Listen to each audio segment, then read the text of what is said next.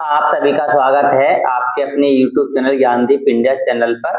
और आज का टॉपिक है कक्षा 9 त्रैमासिक परीक्षा, विषय हिंदी, सत्र 2025-26।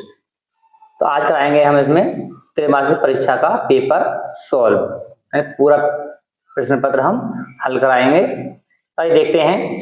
तो पहला प्रश्न हमारा कि आदिकाल की दो विशेषताएं लिखिए।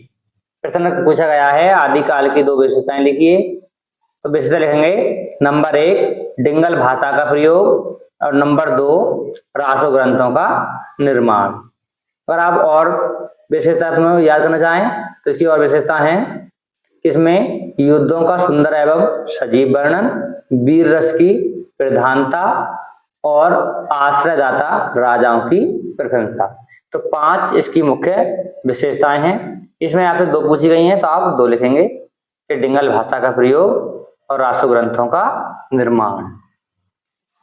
प्रश्न नंबर 2 हिंदी की प्रथम कहानी कौन सी है। तो हिंदी की प्रथम कहानी जो सबसे पहले लिखी गई कहानी है हिंदी में वो कौन सी है, ये इसमें बताना है। तो आप लिखेंगे कि हिंदी की प्रथम कहानी इंदुमती है। कौन सी है? इंदुमती। अगर आपसे पूछा जाए कि इंदुमती कहानी के लेखक कौन है तो मैं आपको लेखक ही बता रहा हूं कि लेखक है इसमें इंदुमती कहानी के किशोरीलाल गोस्वामी। प्रश्न नंबर 3 बिहारी लाल किस काल के कवि हैं। जो हमारे बिहारी हैं, ये बिहारी लाल भी पूरा नाम है बिहारी लाल, लेकिन ज्यादा करते हैं इनको बिहारी। तो बिहारी किस काल के कवि हैं? तो आप इसमें लिखेंगे कि बिहारी लाल रीति काल के कवि हैं। और रीति काल की 3 काव्यधारा हुई हैं।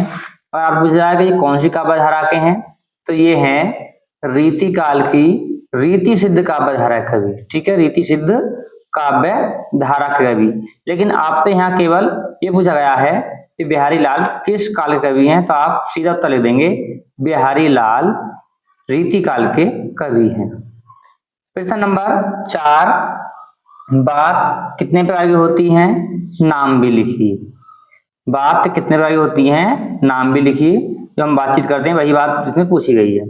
तो बात अनेक प्रकार की होती हैं। आप क्या लिख देंगे कि बात अनेक प्रकार की होती हैं। आपसे पूछा नाम भी लिखिए, तो आप नाम लिख सकते हैं कि मीठी बात, कड़वी बात, बड़ी बात, छोटी बात, सुहाती बात, लगती बात आदि। इस तरह से आप उसके नाम लिखेंगे। ठीक है, बातों कौन कौन नाम हो गए कि छोटी बात, बड़ी बात, मीठी बात, कड़वी बात, लगती बात, सुहाती बात, इस तरह से अनेक इसके नाम हैं। अब है प्रश्न नंबर 5 कि निम्न शब्दों के तत्सम रूप लिखिए। निम्न शब्दों के तत्सम रूप लिखिए। तो आपको इसमें तत्सम रूप लिखने हैं। तो चांद का तत्सम रूप हो जाएगा चंद्र। ठीक है, चांद का तत्सम रूप क्या जाएगा चंद्र।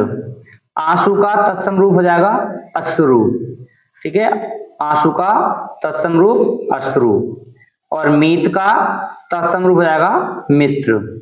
ठीक है, याद रखेंगे चांद का चंद्र, आंसू का अश्रु, मीत का मित्र। प्रश्न नंबर 6 कैलाश की कौन सी वर्षगांठ मनाई जा रही थी। ये पाठ पर आधारित प्रश्न है कि कैलाश की कौन सी वर्षगांठ मनाई जा रही थी। तो आप उत्तर लिखेंगे कैलाश की 20वीं वर्षगांठ मनाई जा रही थी। ठीक है, तो 20वीं वर्षगांठ मनाई जा रही थी, तो आप उत्तर लिख देंगे कि कैलाश की 20वीं वर्षगांठ मनाई जा रही थी। अब प्रश्न नंबर 7। ठीक है, प्रश्न नंबर 7 देखेंगे। प्रश्न नंबर 7 है हमारा कि मीराबाई को विष का प्याला किसने भेजा। तो आप उत्तर लिखेंगे मीराबाई को विष का प्याला महाराणा सांगा ने भेजा। ठीक है, किसने भेजा था? महाराणा सांगा ने। अब प्रश्न नंबर 8 अपनी पाठ्य पुस्तक से याद किया हुआ एक श्लोक लिखिए। ठीक है, आप अपनी जो इसमें संस्कृत की किताब लगी हुई है उसका कोई भी एक श्लोक याद करेंगे और वो इसमें आपको लिखना है। प्रश्न नंबर 9 हिंदी का प्रथम मौलिक उपन्यास कौन सा है? हिंदी का प्रथम मौलिक उपन्यास पूछा गया है इसमें। तो आप लिखेंगे हिंदी का प्रथम मौलिक उपन्यास परीक्षा गुरु है। कौन सा है? परीक्षा गुरु। अगर आपसे प्रश्न में ये पूछा जाए कि हिंदी का प्रथम उपन्यास कौन सा है और किसने लिखा है, तो इसके लेखक हैं लाला श्रीनिवास दास। अब लिखेंगे प्रश्न नंबर 10।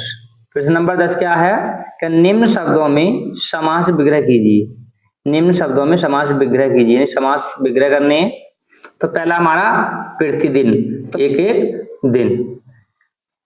राजपुत्र का हो जाएगा राजा का पुत्र, तो इस तरह आपको समास विग्रह करने हैं।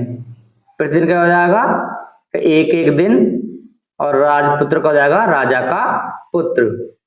प्रश्न नंबर 11 है मीराबाई के पति का नाम लिखिए। ठीक, मीराबाई के पति का नाम लिखिए। तो मीराबाई के पति का नाम है भोजराज। तो आप लिखेंगे मीराबाई के पति का नाम भोजराज है। प्रश्न नंबर 12 है कैलाश की सहपाठी कौन थी? ठीक है, कैलाश की सहपाठी कौन थी? तो आप लिखेंगे कैलाश की सहपाठी मृणालिनी थी। ठीक है, कैलाश की सहपाठी मृणालिनी थी। प्रश्न नंबर 13 देखेंगे। तो प्रश्न नंबर 13 है हमारा कि बात का बतंगड़ बनाना इस पंक्ति का क्या अर्थ है? ठीक है, बात का बतंगड़ बनाना इस पंक्ति का क्या अर्थ है? तो आप इसमें अर्थ लिखेंगे बात का बतंगड़ बनाने का अर्थ है छोटी बात को बड़ी कर देना या बढ़ा चढ़ाकर कहना। ठीक है, छोटी बात को बड़ा कर देना या फिर छोटी बात को बड़ा चढ़ाकर कहना, इस तरह से आप इसको लिखेंगे। अब है प्रश्न नंबर 14 अलंकार के कितने भेद हैं? इसमें पूछे गए अलंकार के भेद। तो अलंकार के 2 भेद हैं। कितने भेद हैं? 2 भेद हैं। कौन कौन से हैं? तो नंबर 1 शब्द अलंकार और नंबर 2 अर्थ अलंकार। अब प्रश्न नंबर 15 कबीरदास का जीवन परिचय देते हुए उनकी रचनाएं लिखिए। कबीरदास का जीवन परिचय लिखेंगे, उसके बाद उसकी रचनाएं। तो इसमें जो आपके मोस्ट हेडिंग है वो लिखेंगे। तो कबीरदास का जन्म कब हुआ था? तो कबीरदास का जन्म हुआ था 1398 ईस्वी में। ठीक है, वाराणसी में हुआ था, काशी में।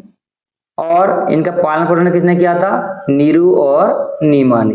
नीरू और नीमा को कहाँ मिले थे? ये लहर तारा तालाब के किनारे। क्योंकि कुछ विद्वानों का कहना है कि इनका जन्म किसी विधवा ब्राह्मणी की कोख से हुआ था और उन्होंने इनको लोक लाज के कारण त्याग दिया था। इनके गुरु का नाम रामानंद और इनकी पत्नी का नाम लोई।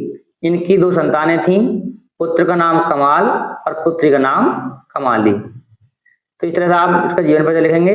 इनकी मृत्यु लिख देंगे कि इनकी मृत्यु सन 1518 ईस्वी में मगहर में हुई थी। फिर इनकी रचना लिखेंगे। तो इनकी एक रचना है बीजक, और बीजक के 3 भाग हैं।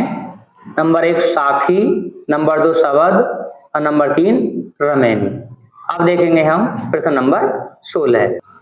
प्रश्न नंबर 16 है दोहा छंद के दूसरे और चौथे चरण में कितनी कितनी मात्राएं होती हैं?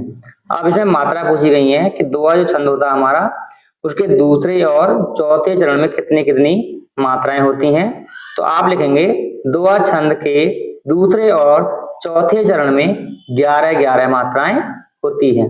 कितनी मात्राएं होती हैं? 11-11 मात्राएं होती हैं। पहले और तीसरे में 13-13 होती हैं, दूसरे और चौथे में 11-11 होती हैं। अब देखेंगे प्रश्न नंबर 17। तो प्रश्न नंबर 17 है काव्य की शोभा बढ़ाने वाले तत्वों को या शब्दों को क्या कहते हैं? तो आप उत्तर लिखेंगे कि काव्य की शोभा बढ़ाने वाले तत्वों को अलंकार कहते हैं। ये अलंकार की परिभाषा है कि काव्य की शोभा बढ़ाने वाले शब्दों को अलंकार कहते हैं। प्रश्न नंबर 18 प्रताप नारायण मिश्र के पिता का नाम लिखिए। यानी ये प्रताप नारायण मिश्र के पिता का नाम क्या था ये बताना है। तो प्रताप नारायण मिश्र के पिता का नाम है संकटा प्रसाद। ठीक है, संकटा प्रसाद। प्रश्न नंबर 19, डॉक्टर चड्ढा के लड़के की जान किसने बचाई? डॉक्टर चड्ढा के लड़के की जान किसने बचाई? आप उत्तर लिखेंगे, डॉक्टर चड्ढा के लड़के की जान बूढ़े भगत ने बचाई। प्रश्न नंबर 20, मुंशी प्रेमचंद का जन्म कब और कहाँ हुआ था? ठीक है, मुंशी प्रेमचंद का जन्म कब और कहाँ हुआ था? तो आप लिखेंगे इसमें कि मुंशी प्रेमचंद का जन्म 31 जुलाई, कब हुआ था? 31 जुलाई सन 1880 ईस्वी को लम्ही में हुआ था। ठीक है, लम्ही जो काशी जिले में पड़ता है। तो आप लिख देंगे कि प्रेमचंद का जन्म 31 जुलाई सन 1880 ईस्वी को लम्ही में हुआ था। प्रश्न नंबर 21, कि पीपर पात सरिसमन डोला, इस पंक्ति में कौन सा अलंकार है? तो ये आपको एक पंक्ति दी गई है, लाइन दी गई है, इसमें आपको अलंकार उठाना कौन सा अलंकार है। तो पीपर पात सरिसमन डोला, इस पंक्ति में उपमा अलंकार है। प्रश्न नंबर 22, निम्न शब्दों के विलोम शब्द लिखिए।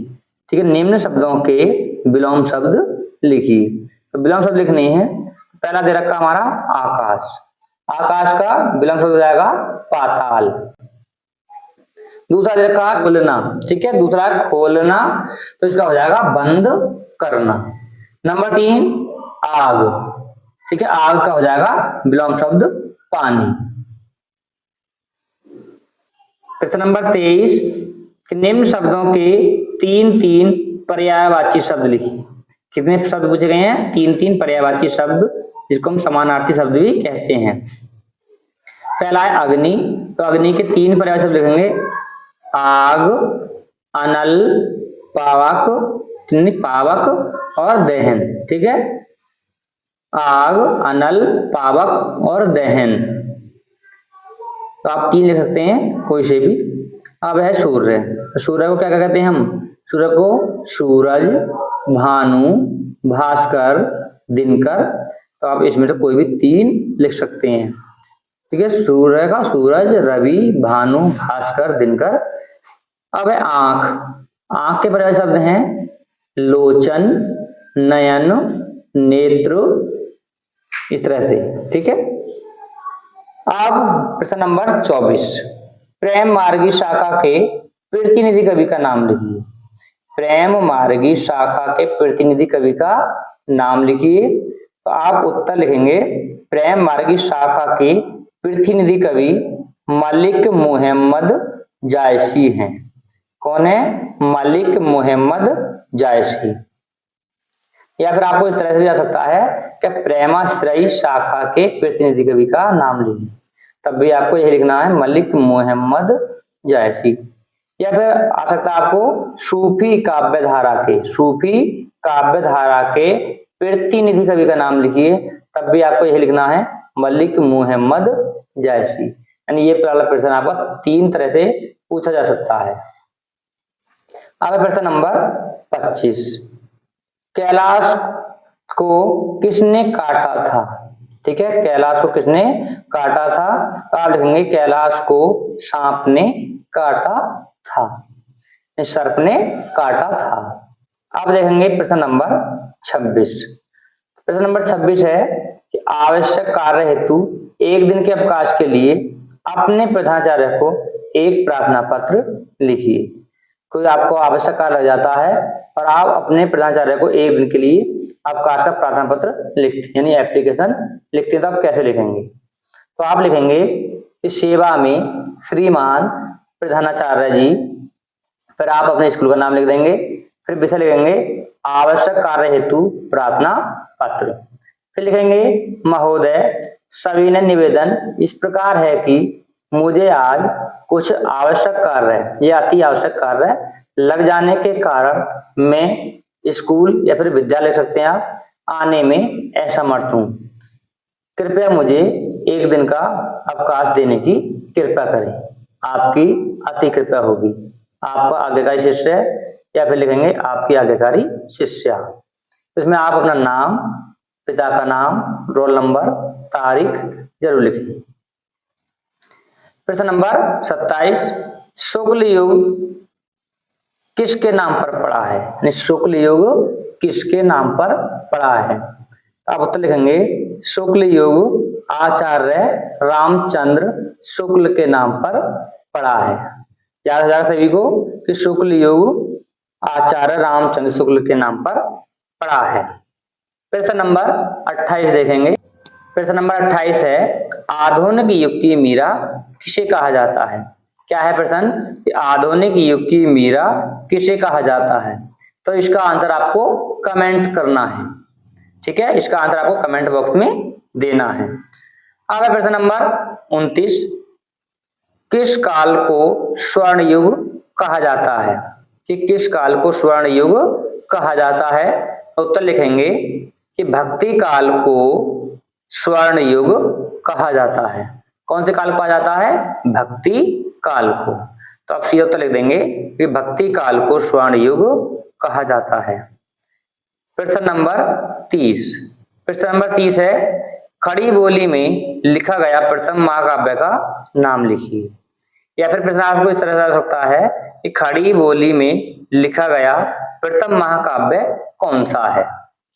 तो आप उत्तर लिखेंगे खड़ी बोली में लिखा गया प्रथम महाकाव्य रामचरित मानस है, ठीक है, रामचरित मानस जो तुलसीदास ने लिखा है। तो ये था हमारा त्रैमासिक परीक्षा का पेपर जो आप हमने सॉल्व करा दिया। तो आज के वीडियो में बस इतना ही।